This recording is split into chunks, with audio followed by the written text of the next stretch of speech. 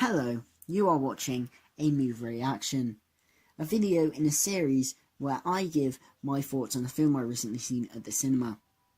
Or you can watch the movie reaction of the specific film you have chosen, just there are a few things that I have to get out of the way. All the music in this video is not owned by me, it's owned by its respective artists and companies. The same goes for any trailer footage that may appear in the background, it's owned by their respective companies, and of course, no copyright infringement is intended. And let's talk about scores, the how many stars out of 5, that is all relative to a video that I did titled Movie Reactions April to December 2018 Roundup. The scores used in this series will be through the same line of thinking that I used to come up with the scores for the films that I reviewed in that video, and won't be through the same line of thinking that I gave the scores to movie reactions that I did prior to that video. Of course, spoilers. There will be spoilers for any of the films, so obviously if you haven't seen the film and do not want to be spoiled, do not watch the rest of this video.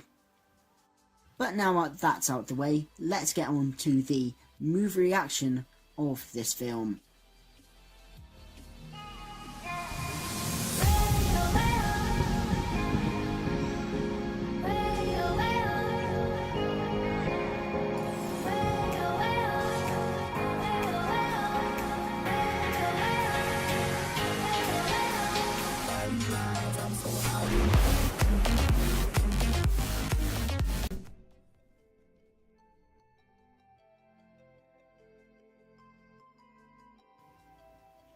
Glass to me was very disappointing. I loved both Unbreakable and Split, and I think they're both very good movies, especially Unbreakable, which I think is a great twist on the superhero genre, before the genre really had even come into full force. This film was a sequel 19 years in the making, yet I felt it was fairly disappointing. It's not to say I didn't like this movie, because I loved certain aspects of the movie, and I'd just like to get out of the way, I think that the performances from James McAvoy, Bruce Willis and Samuel Jackson are brilliant. I think they all give their all into these characters, and I think they all reprise their roles brilliantly. I also think from a visual standpoint, M. Night Shyamalan has delivered a visually spectacular looking film that is very nice to look at. But I think ultimately where this film falls down is the story. Now, obviously, people are going to this film because they want to see, more of David Dunn, more of Elijah Price, more of Kevin Wendell Crumb. And, these characters aren't the focus. Well, they are, but it's odd because despite the fact they're in it and they are the main characters, you never quite feel that they are the focus. And I think this is down to the film trying to juggle too many elements. This film isn't a satisfying sequel to Unbreakable, nor is it a satisfying sequel to Split. It just kind of combines a lot of elements and nothing really comes together. I don't think there's much sense of a story, and I think it leaves you feeling fairly underwhelmed, because I think the film starts off very well, but I think the start of the film could have lasted longer.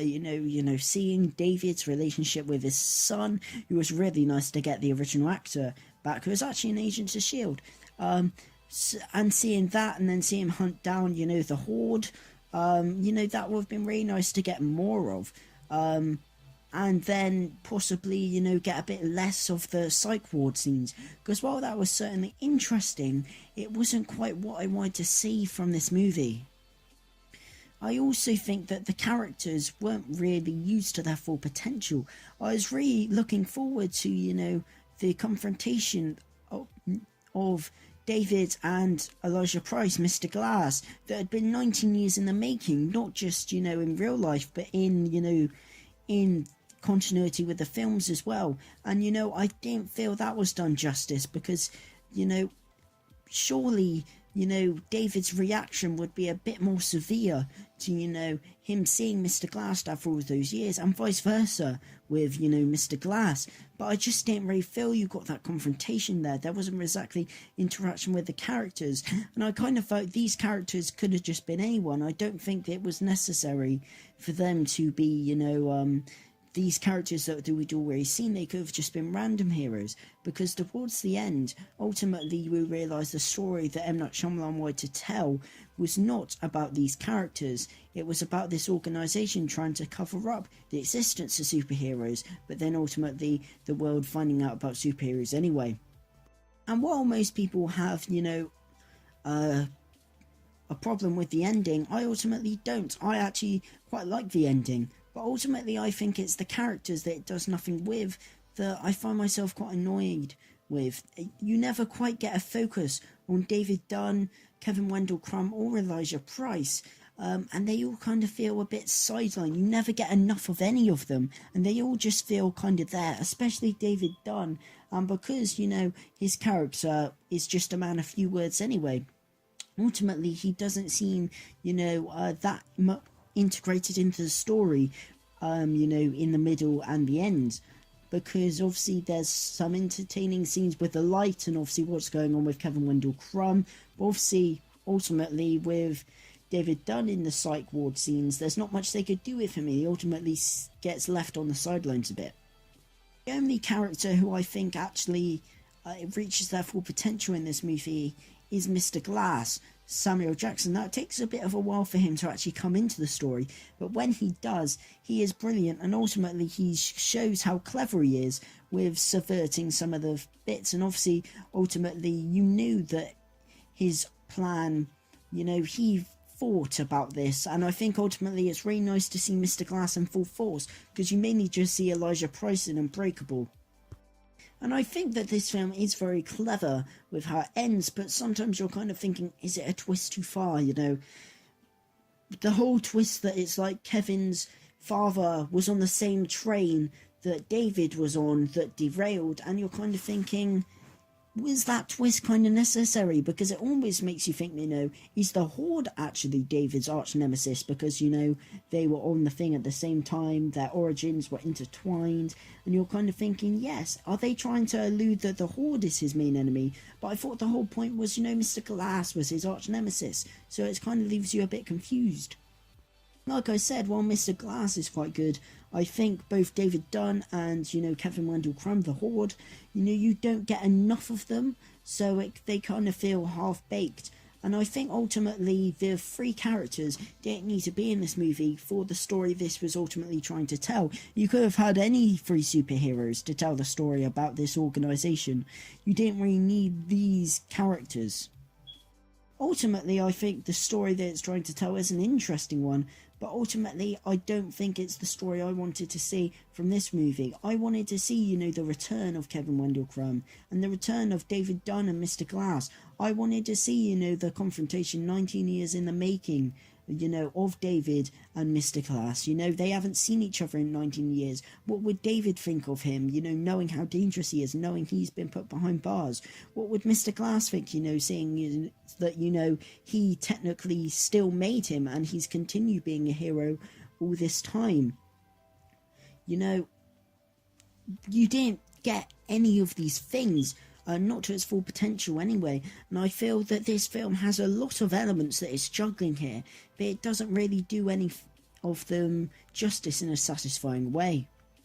This film wasn't bad. I enjoyed certain elements of this movie, but I just feel that the things that I was looking forward to and came to the movie for were the elements of the film that felt the most neglected.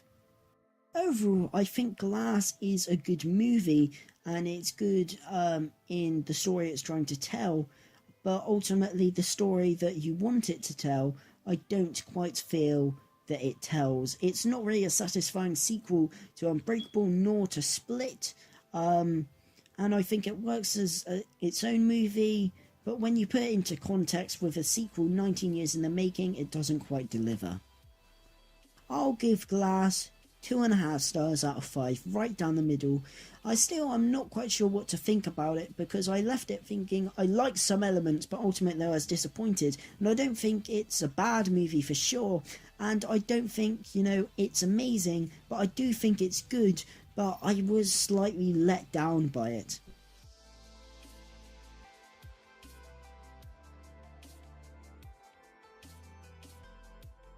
So, thank you guys for watching. If you've enjoyed this movie reaction of Glass, leave a like and drop a sub and hit that notification bell to stay notified of all my latest videos.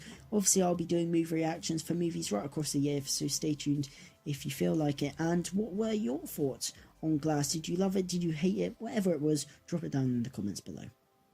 So, thank you guys for watching, and of course, goodbye.